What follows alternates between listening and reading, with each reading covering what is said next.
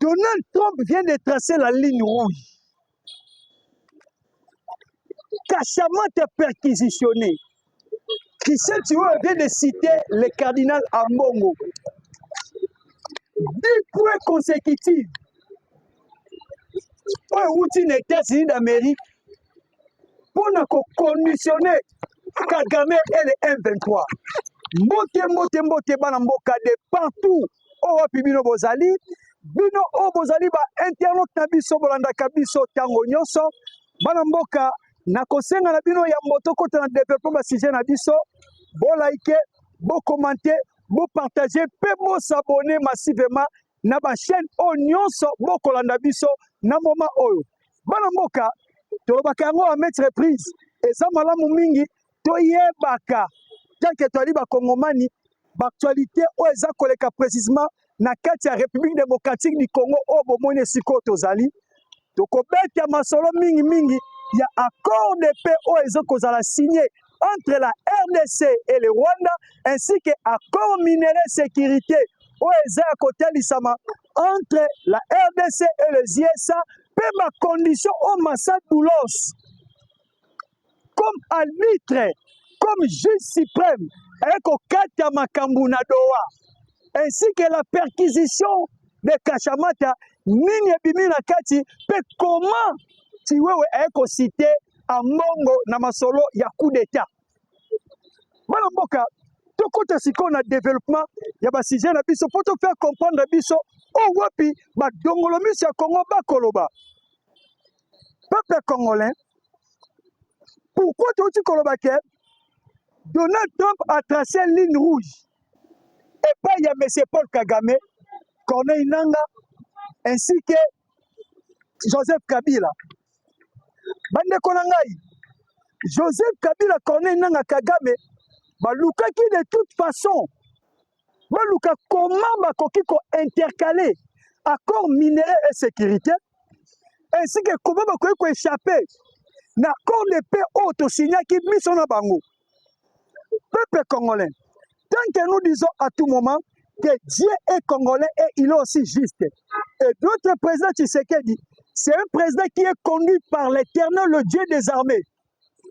Parce que notre président avait livré ce pays entre les mains de Dieu, que le Dieu soit lui-même le conducteur de la nation congolaise. À la veille, à l'arrivée de Donald Trump au pouvoir, dans le mandat de Oyasiko, vous avez vu que le Congo avait entamé de pourparler avec les États-Unis d'Amérique. Mais le Rwanda cherchait toujours les manœuvres pour faire comment, pour nous avoir ou nous gober. Comment il peut intercaler ou s'échapper la signature de paix oyo tozakweba na ko-signer. Bande konangai, boyebi yango malamu, Kagame kosana kokufa. Kagame Awanganaka depuis longtemps qu'il y a à soutenir la FDLRT. Mais aujourd'hui, à l'ère où tous les secrets, les masques de Paul Kagame, les masques du M23 de Joseph Kabila viennent d'être tombés. Donald Trump trace la ligne rouge. Comment tracer la ligne rouge? Voilà. Alors, clair. Qu'il plaît, qu'il neige, il faut que les M23 signent les conditions au République démocratique du Congo et Kolobana Bango et non les M23 il y a une position au Yabango na Congo. Alors, Paul Kagame, si tu oses, il y a comme boycotter ma bongisho to bongisi. Pour la cocotte qui met la carte à Congo, tu seras sanctionné ou tu dois choisir entre ta vie et le pouvoir. Okopona, soit Tobo Mayo, otika pouvoir, soit Tobo Mayo, otika pouvoir, soit on limame ozana pouvoir. Pona, nabo moino na pouvoir, olingini. Si tu veux le pouvoir, alors tu dois signer. Mais si tu as le pouvoir, on va te tuer. Parce que les États-Unis, c'est déjà impliqué. Il y a un Bobona qui Donald Trump. tant ba M23 ba na exigence na bango na kati ya Doha. Ba exigence yango ezalaki nini peuple congolais? Ba M23 ba na exigence nini? Ono to tikela bango est à Congo pendant 8 ans. Pourquoi? Parce que bakufeli bato ebele. Bakufeli basoda ebele. Tomi tuni motuna bato nini ya M23 bazaka na est à Congo. Tio kota na sima boye nzoka nde ba M23 ndenge tolobaka ezalaka nango ba Rwandais tomoni représentant légal ya M23 abimi na kombo ya Vincent Biruta. Oh, Vincent Biruta c'est un ministre intérieur ya Rwanda. Kaka ndenge président lobaki M23 c'est Paul Kagame. M23 c'est Joseph Kabila, c'est Corneille Nanga. Mais leur patron, c'est Kagame. Donc Kabila c'est un parti du M23. Corneille Nanga c'est un parti du M23. Makenga est un parti du M23. Oh, bango ba kolobeza o ekouta na munoko Paul Kagame. Si c'est les États-Unis à comprendre que soki tolandi Rwanda oyo totikeli etant à imposer biso volonté na ye. Tandis que biso nde tosala ye. Néanmoins, Massad Moulos, l'envoyé spécial, il y a Donald Trump oza conseiller na ye na makambo etali mboka ba arabe ainsi que Afrique. Aye na 9 points. O est conditionné ba M23 ainsi que le Rwanda. 9 points yango alobi nini? Bana mboka. Na ko préférer to tanga yango to expliquer pe yango. Pour ça très important. Na tina ete ba kongomani nyonso esika bazali batala pe ba comprendre diplomatie agissante, diplomatie active o ekambami et pas te mokonzi ekolo Félix Antoine Tshisekedi mais ememami na madame Thérèse Kakomba Wagner. Premier point tokota sikoyo nini o basad Moulos alobi fin du match entre la guerre entre la RDC et le Rwanda. Alobi boy Moulos affirme que l'accord de Doha sera celui de la rupture avec les guerres hybrides, comme par la RDC, que les rebelles ne s'attendent pas à un énième dialogue. La RDC a maintenant besoin de la paix. Wana ya yambo, Massad Moulos alobi na bango, M23 ndenge boye na Doha awa. Vous pensez qu'il y a un énième dialogue. Cela veut dire, dernière chance ma paix sur M23. Et c'est qu'on se soumettre à la loi de la République démocratique du Congo. Mais moi, je ne sais pas si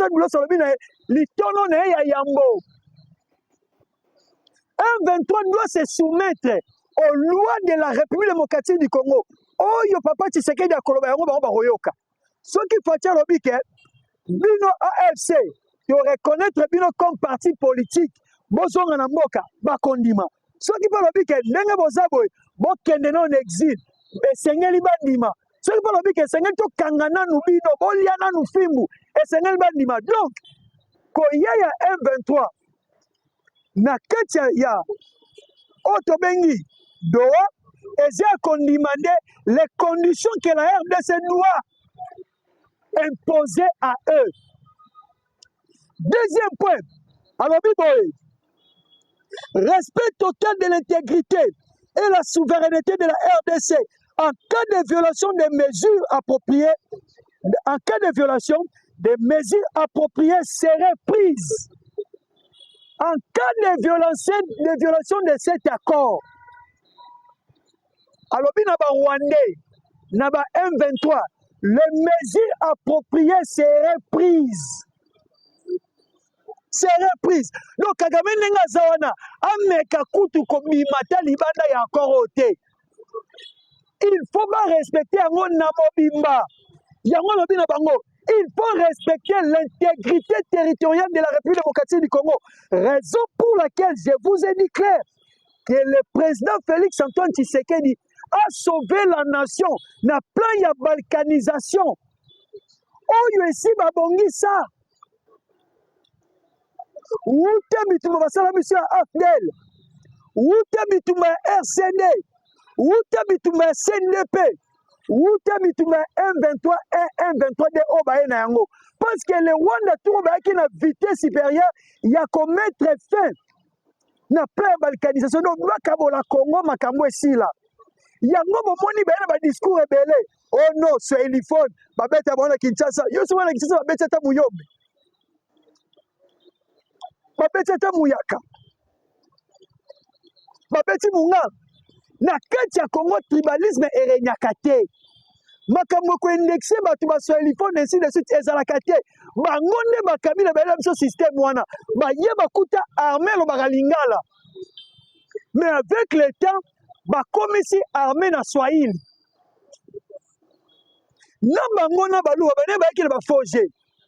Bon moi te sa bango, boye bo changer na langue o armée lobaka. Yango no mo ntongo ba préparer ba coup d'état na bango et ko raté et aussi maté ba kangiye akelo ba nini ke o te ba kaiga pour la so Eliphone, ba généraux so Eliphone ba toni na prison. Est-ce que bo toni en vain? Le lieutenant général Gilles Banza, c'est un Eliphone. Oh, bien le est-ce qu'à la prison, il n'est pas chef d'état-major? Monsieur Augustin Kibasa, il est ministre. À ça, Eliphone, président du Sénat. À ça, il espace à Katangate. À ça, Eliphone. Ceux qui va gagner Kaboula, va interpeller la Kinshasa. Parce que Kaboula va comprendre que azana collaboration na ba ennemi tel que Kabila na nanga na ba propos na yemoka teniraki. Raison pour laquelle Massad Moulos s'est épinglé. Na deuxième point na kolobake, il faut le respect de l'intégrité territoriale. Respecter les limites, les frontières de la République démocratique du Congo. Pas question de balkanisation. Troisième point, Massad Moulos Alobi, pas de gestion du Kivu par les M23 pendant 8 ans. Revendication qualifiée d'insulte pour la RDC. Voilà le troisième point. Parce que M23 qui a soulevé le point Moko, on te pratique habituellement tout pour savoir qui voilà pendant 8 ans. Pour récupérer le quoi butin de guerre na bango. Mais la réponse est claire. Par Massad Moulos et par Donald Trump. Par rapport à Mindelo Transele, pas question il y a volonté bino boloba. Bandeko. Bati que la bino 8 ans. Il y a qui vous gérer yango. Mais ils ont un intérêt américain. Accord de pétrole ça na bango. Biloko mingi bakoza par ba bloc pétrolier mususu. Ils ont un est wala ne présent signalé bango accord. So ba M23 balingi na ba Rwanda balingi ba mela ba américain. Ba américain ba si bango yo. Mais si ko ba pesi biso. To konza to zo minéré. Yo M23 lobi ke bati ke lango bilo pendant 8 ans. Massad Moulos akati mukuse arbitre, chef du terrain. Pas question. Pas question. Ya koti ke la bino 8 ans. Soki na mikilo mino za bongo. Bolongola yango sikoyo. M23 baleli. Kalmak.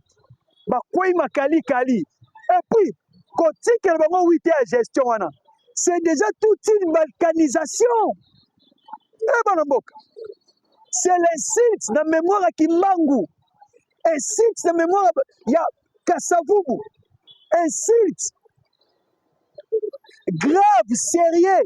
La mémoire à ce peuple congolais. Autrement, le Congo restera indivisible. Donc, ce qui est vrai, on ne peut jamais laisser ça. Et la RDC de lui-même avait déjà refusé prétexte Wana. Ainsi que Massad Moulos a confirmé en gros. Quatrième point, pas de fédéralisme imposé à la RDC et militarisé. La RDC fera ses réformes structurelles suivant son propre rythme dans sa souveraineté retrouvée. La souveraineté que nous avons perdue pendant 18 ans de Joseph Kabila. Aujourd'hui, cette souveraineté est déjà retrouvée. Raison pour laquelle les États-Unis comme facilitateur médiateur, partisan de la paix aujourd'hui au Congo, vient de dire il n'y aura pas de fédéralisme en République démocratique du Congo parce que Corneille Nangaa na ba M23 basoulevaki point moko balobi il faut que Kinshasa endima fédéralisme ekota na kati ya Congo. Donc tous les provinces qu'ils soient autonomes et gérer makambo na yango et ça makambo lolenge yango elingi, tandis que la RDC eza na démocratie moko fragile. Bandeko na nga soki tomeki na minute oyo kokotisa fédéralisme na kati ya Congo na idée ya basécession katangese oyo ezalaka, idée ya barépublique ya volcan, idée ya barépublique ya Kivu, soki tondimi fédéralisme mboka ekabwani. Po neti bakongo ngulu mona tie masala nango ya fédéralisme so bameki onganga bakongo eke na ndenge nango erécupéré Équateur, erécupéré Bandundu, erécupéré Kasa, erécupéré Kinshasa ekei. Tant que le Congo est nous solide en matière sécuritaire, en matière où est la démocratie, na ta otokoki jamais kondima fédéralisme. Pe lokola bamusuba zaka na makanisi ya kokabula mboka, fédéralisme ekoki kokota soki mokete. Yango bebisi na bango, la RDC de lui-même a kosala ba réforme na ye na rythme oya lingi ya administration na ye ainsi que de son armée. Ba M23 boza na droit ya ko imposer fédéralisme na kati ya République démocratique du Congo. Donc makanisio boza na yango. Boula salobi bolamba bolia na Congo ekolekate. C'est maintenant les États-Unis qui s'imposent. Cinquième point. La RDC ne peut pas être un champ de bataille éternel de divergences idéologiques rwandaises. Et non, pour vous vivre na Rwanda, et si vous avez pourquoi na Congo. 30 ans de guerre, ça suffit. Il faut que la paix, ils allaient retrouver la carte à Congo. Bino ba Rwanda bo yoka bo babendi bino matoi, bo fongola matoi. RDC kotikalaka jamais kozala champ de bataille na bino. Oh non, les FDLR sont au Congo, donc ils ne connaissent pas Congo, donc ils Hollanda bango. Pas question. Il y a un monde na Kagame. Et Sengeli na yo, ou intégré ba FDLR na kati administration na yo, ou intégré ba FDLR na kati ya armée na yo. Pas question FDLR na kati ya Congo. Et si là, les impositions. Le Congo n'est pas le champ de bataille du Rwandais. Sixième, respect des résolutions de l'accord des ISA et son CONOPS. Accord ya ISA, Donald Trump a dit c'était il faut que cet accord doit être respecté. Si le Rwanda ose, Yakobo Yango, il y aura des sanctions graves au Kolandaye. Ma sanction aux Alaminene, au Kolandaye.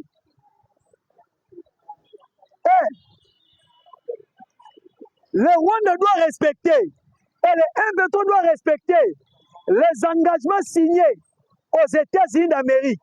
Siko Atolobi, Amongo, Chole, Kamere, Boyoki. Yo mopesi bangombe na mabala na Rwanda. Oyoki.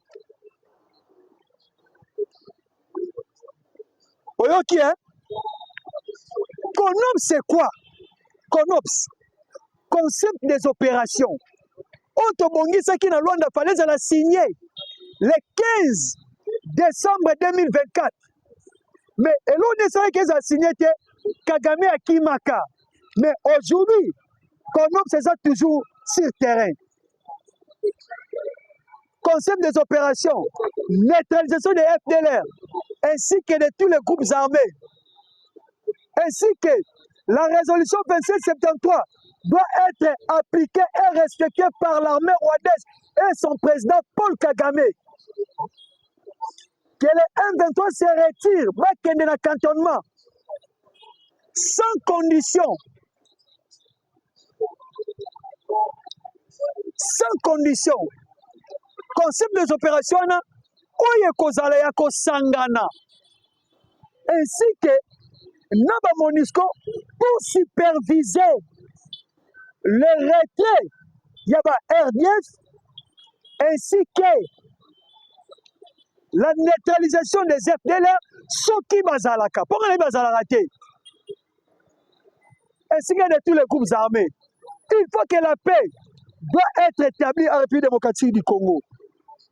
7e point, le processus de désarmement.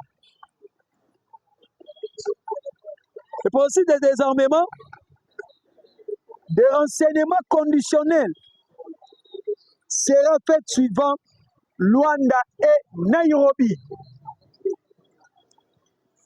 Renseignement kopesama lolenge bayebisaki na Paul Kagame na baaméricain na accord de paix ndenge tosignaki yango. Parmi les 5 points ezalaki wana balobaki boye Paul Kagame nde ayebi esika ba FDLR bazalaka na Congo.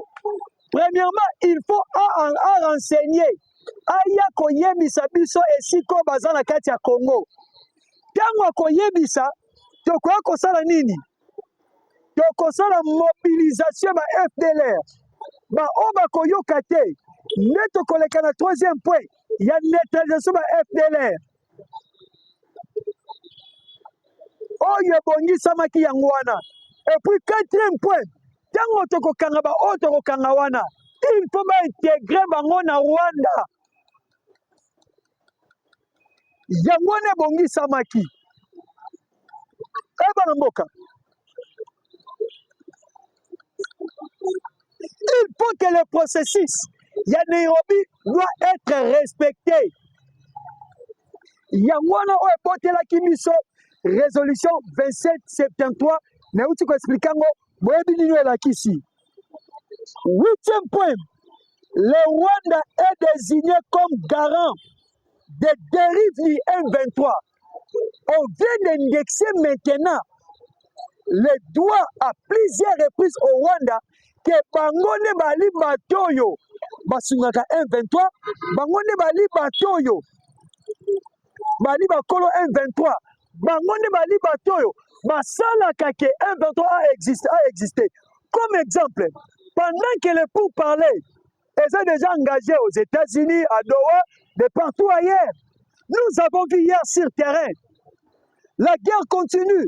Le M23 avait attaqué plusieurs positions des non-militaires, na Sud Kivu, ainsi que na Nord Kivu précisément, na territoire à Rutshuru. Na Sud Kivu, c'était précisément na territoire à Kabaré.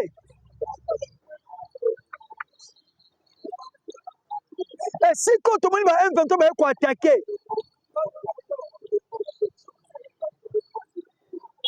ma pensée va FARDC, ainsi que nos vaillants héros militaires, le Wazalendo, le réserviste de la République démocratique du Congo, mais Dieu est bon, sans succès leurs attaques. Bango bazala système ni bomoni boka to so la babunda. Mabenga ngo système ya talk and falk. Eliko la ki sa dialoguant et combattant. Dès que tu dialogues, tu as bunda pe. Si un dialogue tu as des avantages, n'engue tu pousse en guerre. Pendant que tu conquérir ma localité mususu, et ben on peut sa force na kati ya dialogue. Alors système wana Congo ça comprendre ki yango. Mo dialogue me wanda bunda. Yango moni Congo etelemisa ba wazalendo. Bazo meka basala ba avancer. Ezo simba te au contraire. Yana Masisi neba AP Céleste. Oyo wapi ba wazalendo basala ki avancer. Dès que to ça peut avancer, tozo diminuer pe force ya M23.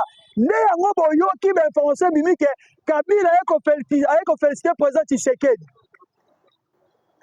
Nakolobake le président sunga bango bazonga bango na kati ya mboka. N'habite ce bondime. Pendant que nous avions compris ce système, le Rwanda maintenant est en difficulté.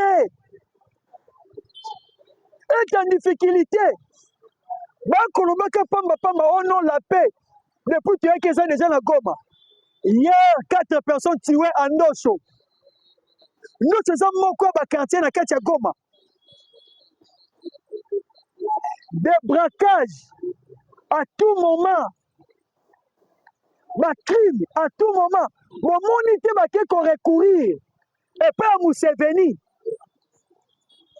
Bandeko etikali point moko. Etikali point moko. Oya suka. Mais tout le monde Museveni. Uganda ba ko jouer double jeu. D'ailleurs, misi to ba ngo clair. Uganda zarana bisote. Uganda ko singa ba M23 na makambo ebele. Ba comprendre que na Rwanda soutient Simba Lisuté. Uganda abatamaki lelo ye oya bimi na poisa. Pour comment bimi na poisa ake kofongola frontière ya Bunagana tandis que kuna Congo a bloqué yango parce que kuna ezalaka na ba M23 lokola bayoka kike Congo a déclaré matière nyonso koleka na nzela ya Rwanda oyo kouta na Congo minerai rouge ezoteka batie na monde bacreye sikoyo nzela mosusu akobimisela yango nzela Bunagana yango moni Uganda tali ke akoperdre mbongo ebele lokola guerre oyo basala yango mpe comme guerre moko économique yango bomoni Uganda akei koprécipité na kofongola frontière ya Bunagana mpo asala baéchange na ba M23 parce que l'administration congolaise là-bas n'existe pas. Raison pour laquelle toyekoba na gouvernement esengeli totombola mongongo na Uganda esengeli bo interpeller ambassade ougandaise awawa Madame Thérèse Kekomba partenaire interpeller ambassadeur ougandais aya na explication comment bafongoli barrière ya Bunagana na Uganda parce que oyo biso tomoni eza kofacilité d'échange entre barebelle ainsi que na bango parce que mbongo wana ekokota na trésor public te bomoni teke na minute oyo Museveni nde sikoyo akomi koluka koma bakoki koconcrétise plan na bango ya banda kala ya batuti na kati ya Congo te bandeko na ngai ya koluka koma bakoki koya kokabula mboka oyo mais je te dis Museveni suka ya Kagame eza bien yo naki mpaka wana okomi nango okokufa de na tension omoni Kagame akoma olele oh seulement le Congo seulement moi Kagame Museveni omoni mwana no akizengi wana muozi sikoyo tozosa charge na bino okoyeba pasi ya maloba bakongolais maloba na biso ezala na frontière te tobetaka na maloba nde tobeti bino na makomi na nzela ya diplomatie lokola yo ndimi olingi sikoyo ozala garant obimi sikoyo en face okosibir bana mboka dernier point na maloba ya Boulos les ISA reconnaissent aussi que les FDLR ne seraient plus une menace sérieuse pour le Rwanda. Le masque vient d'être tombé. Kabila vient d'être pleuré. Les États-Unis viennent de dire à M. Paul Kagame, aujourd'hui nous pensons que les FDLR et que ça soutient menace pour Nabino. Bana mboka, bampuku basambwe, bandeko baleli. Tous les fonds ya commerce ya Kagame qui concernent ba FDLR. Et bibi le on emploie ça. Peuple congolais. Bouti koyoka perquisition na kati ya Kashamata. Plusieurs armes ont récupérées. Et puis na kati ya masolo ya coup d'état oyo. Batangi pe mbongo na kati parce que mikolo système eza osa manena téléphone. Omona auditeur osa bisote. Boyembi que le lieutenant général alobaki yango clair que aujourd'hui au Congo ben tout ça le bazali sous te. Amongo bazo koyoka na masolo ba coup d'état ozo participer. Ma sœur moko aloba yango clair. Pona yo fallait Tshisekedi longara lelo. Ba yembi so na 2028 yo oboya. Yango na ba ki shole ki koloba. Ote accord de paix to signé les États-Unis et continue à profondeur ya cause te ya crise te. Kabila ye moko akomi koluka ba esquisse. Parce que la guerre où est imposée awa, vous avez influencé dans votre Libanda. Raison pour laquelle le président vient de bloquer le Rwanda à travers les États-Unis d'Amérique. Ni tété à renseignement na biso to sangisaki na ba américain té, na ba belge té, na ba russe té. Mais si mon le président moto. Parce que tu es avec nucléaire. Azaki na contrôle ya président Mobimba. Ndenga bisaki Polo, na ndenga bisaki Kagame. Donc, ce qui va passer qui est mbongo, directement, alinga ko créer comment on s'en coup d'état. Et là, comme ça, là, tu vois, alors on teka yesu te, on teka fati te, mais na comprendre te comment livrer qui secret, lui tant que chef d'état-major, c'est normal aux en contrôle le président de la République. Mais comment on peut coopérer dans l'ennemi? Raison pour laquelle le peuple congolais, le masque de tous les traîtres vient de tomber. En tout cas, vous avez que belé pour la Rolanda Bisso. Na pesi bino matondo mingi bambote mingi. Kombo na ngai, votre communicateur, c'est Eddie Kanza. Mon numéro est plus 243 987 84 82. Que le Dieu de la République démocratique du Congo vous bénisse. Merci.